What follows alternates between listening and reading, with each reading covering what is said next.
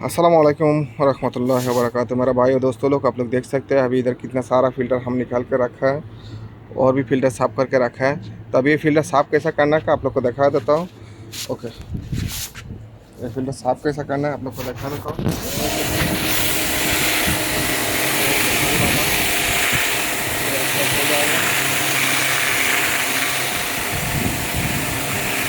बहुत जल्दी कंडीशन हो जाएगा।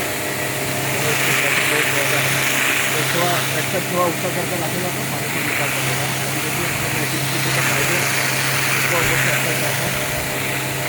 तो आप देख सकते हैं अगर आप आगे और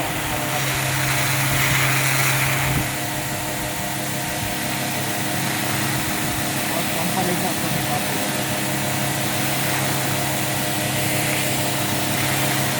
आप लोग देख सकते थे। अभी इसको उल्टा कर देगा, इसको उल्टा कर देगा सबको।